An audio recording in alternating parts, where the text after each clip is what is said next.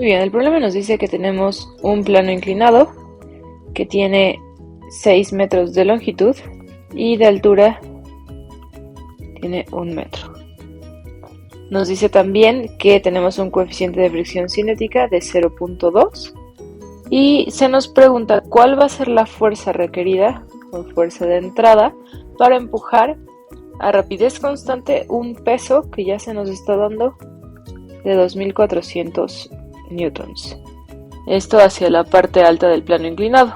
Y se nos pregunta cuál va a ser la eficiencia de nuestro plano. Muy bien, entonces tenemos un objeto que estamos elevando por nuestro plano inclinado.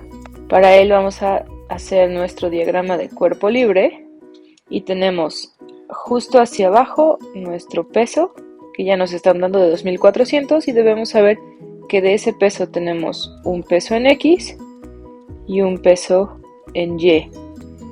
Hacia arriba estamos teniendo nuestra fuerza normal que va perpendicular a nuestro plano y tenemos hacia el frente nuestra fuerza que está llevando la caja hacia arriba y hacia atrás nuestra fuerza de fricción. Muy bien, lo primero que podemos hacer aquí es calcular cuál va a ser nuestra ventaja mecánica ideal, ya que esta la podemos obtener de dividir nuestra longitud sobre la altura de nuestro plano inclinado. Es decir, tenemos 6 metros sobre 1 metro, o sea, una ventaja de 6. Ahora, recordemos que nuestra ventaja real se calcula de dividir la fuerza de salida sobre la fuerza de entrada. En este caso, nuestra fuerza de salida la conocemos ya que es el peso que se está subiendo hacia la parte superior del plano inclinado, es decir, 2400 newtons. Pero nuestra fuerza de entrada la vamos a calcular de acuerdo a lo que acabamos de hacer en nuestro sistema, en nuestro diagrama de cuerpo libre, y vemos que la fuerza debe ser igual a nuestra fuerza de fricción y a nuestro peso en X. Debe ser igual a ella para que así la contrarreste y pueda subir en una velocidad constante. Ahora, debemos calcular cada una de estas. Recordemos que la fricción se calcula de multiplicar nuestra fuerza normal por nuestro coeficiente de fricción cinética.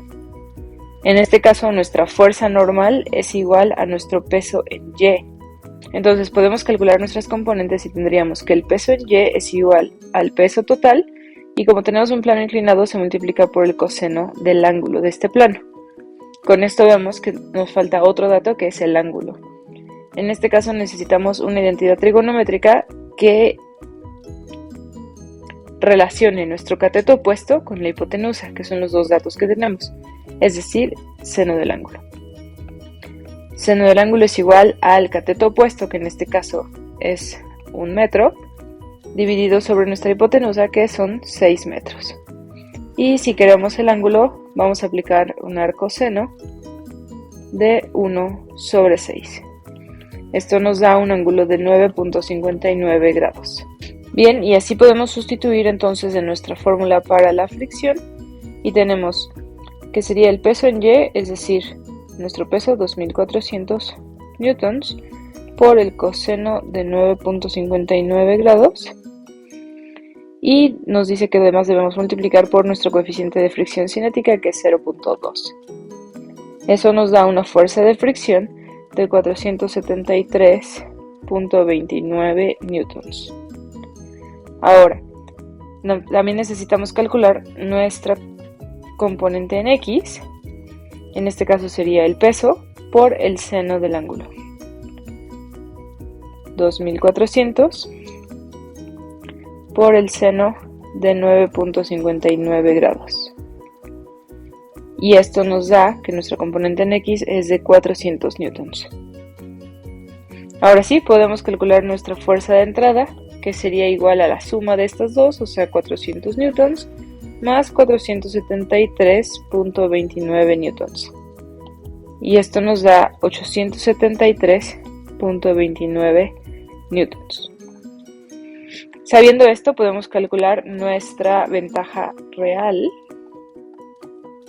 porque tenemos la fuerza de salida, que son los 2400 newtons, y nuestra fuerza de entrada de 873.29. Si dividimos, tenemos que es de 2.75 y ahora podemos calcular la eficiencia. Recordemos que la eficiencia en porcentaje se calcula de dividir nuestra ventaja real sobre la ventaja ideal por el 100%. Es decir, la real de 2.75 sobre la ideal que habíamos calculado que era 6 y por el 100%, y esto nos da una ventaja de 45.8%. Y estos serían nuestros resultados. Sería la fuerza de entrada que se necesita para subir el objeto y cuál es el porcentaje de eficiencia de nuestro sistema.